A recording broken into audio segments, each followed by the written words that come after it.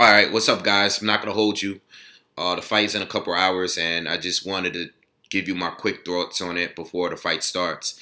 Very, very dangerous fight for Daniel Jacobs. All right, definitely his top three most dangerous fights, if you include Gennady Golovkin and Dmitry Pirog.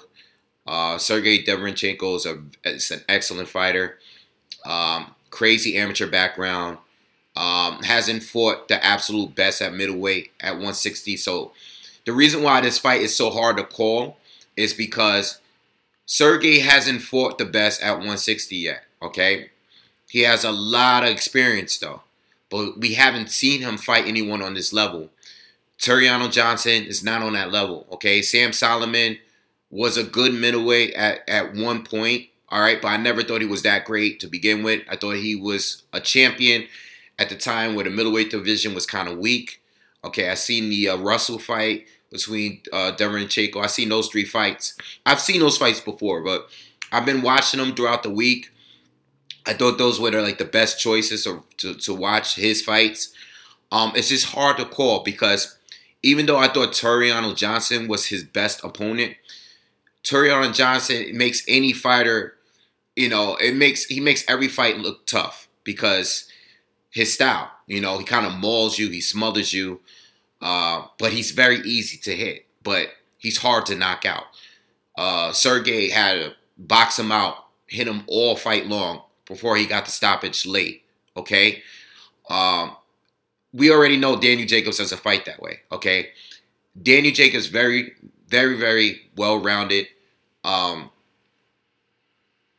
has a good inside game. I don't think it's better than Sergey's, okay? I think he's better off staying on the outside. He has the height advantage. He has the reach advantage. It's just that Sergiy is used to fighting guys that are taller than him. All right? He's good at countering your jabs. If you're going to be on the outside, if you're going to be using your jab to keep, we expect Jacobs to keep him on the outside on the end of his jab. Expect Sergiy to counter his jab, okay? He's definitely going to counter his jab and close the distance and get on inside. He has quick feet. He's going to get on the inside of Jacobs. It's all dependent on what Jacobs is going to do. Once this guy gets on the inside, he has to set traps. He has to use his angles, all right, and throw counters to the body, throw that uppercut, try to catch him with something hard. He has to demand his respect on the inside because if Sergiy gets in whenever he wants, it's going to be over for Jacobs, okay? He's going to tear Jacobs apart. Especially if Jacobs get tired later in the fight. Sergiy, from what I've seen, he has great stamina, okay? If he gets Jacobs tired and Jacobs is putting his back to the ropes, he's going to tear him apart. He's going to do the same thing that Lomachenko did to Walters, where he's just throwing combinations and stepping around him and turning him and making him lose balance. It's going to look ugly. Jacobs, too experienced. I can't expect him. I really don't expect him to look like that. Like some of the opponents that Derevyanchenko fought. I don't expect that. I mean, he's come a long way since he lost to Pirog years ago. He looked pretty good against Triple G. I thought that fight was very, very close. I think the fight here could be very close. I think it's going to go to a decision.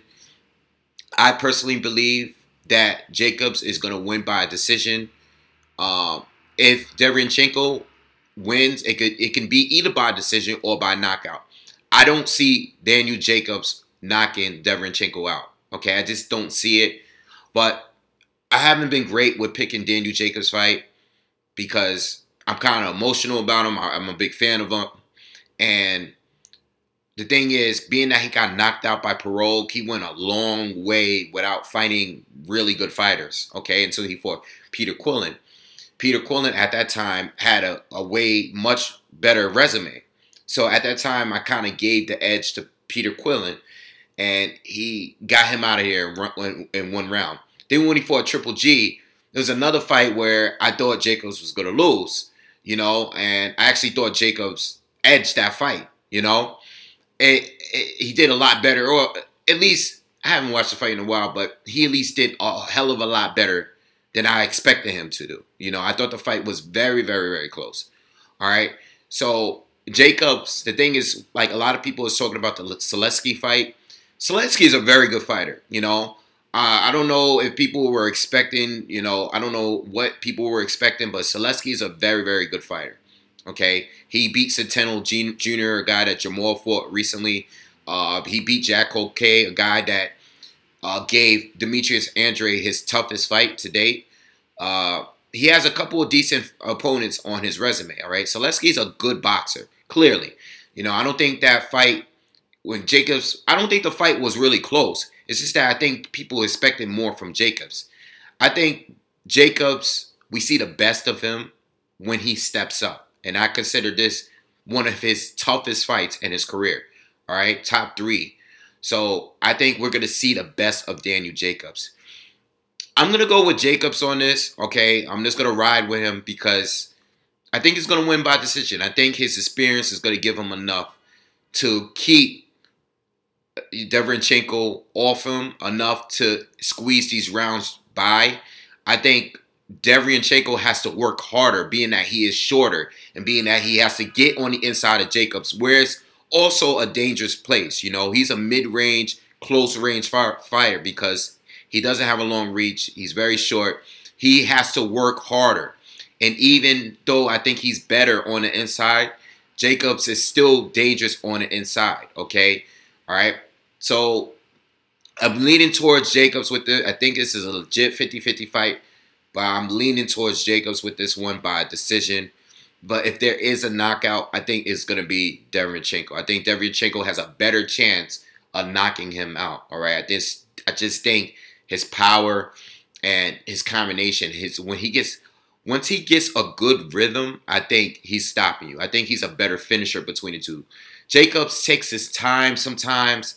You know, the Arias fight, I'm like, there's guys like that I think he should have stopped. There's guys that I think he should have done better against that he didn't. I think Derevyanchenko is just a better finisher. So if anyone gets stopped tonight, I think it's going to be Jacobs. But I'm going to ride with Jacobs, and I think he's going to pull out a decision with this one, all right? So let me know what you guys think, and I'll see you guys after the fight. Peace.